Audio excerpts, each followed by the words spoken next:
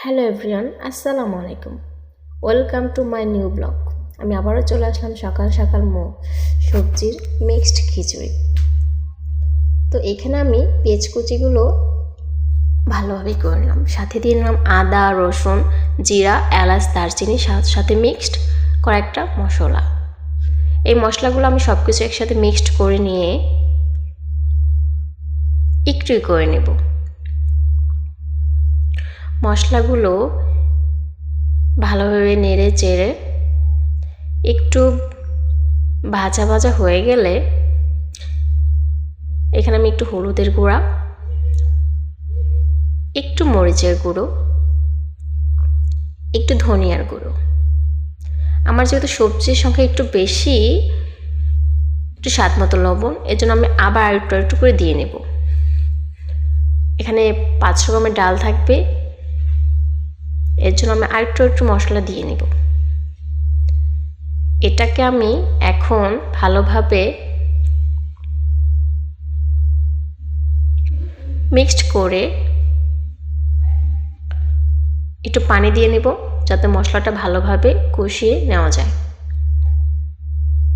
এটাকে আমি 5 মিনিটের মতো একটু কষিয়ে নেব। আপনারা দেখতেই পাচ্ছেন, যারা খিচুড়ি পছন্দ করেন তাদের জন্য এই রেসিপিটা। এখন আমি এখানে ডাল, চাল একসাথে মিক্সড করে এগুলো আমি দিয়ে একটু কষিয়ে নেব কিছুক্ষণের জন্য।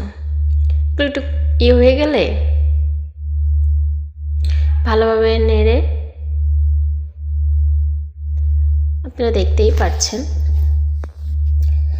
এখানে আমি এখন আমার অনেকগুলো সবজি আছে, মিষ্টি কুমড়া, সিম আছে এখানে, তার ফুলকপি আছে, আলু আছে, এগুলো মিক্সড করে এখানে আমি দিয়ে নেব। আমরা ব্যাচেলর থাকার কারণে আমাদের কয়টা অনেক ছোট, আমি বুঝতেই পারতেছি এখানে আমার খিচুড়ি হবে না। এখানে আমি এখন একটা প্রেশার কুকার রেডি করব। এগুলো একটু কিছুক্ষণ কষিয়ে ওর ভিতরে আমি দিয়ে দিব একটু করে। এখন আমি এটাকে প্রেশার কুকারে দিয়ে দিব, আমার টাইমও কম লাগবে, খিচুড়িটা দ্রুত হয়ে যাবে।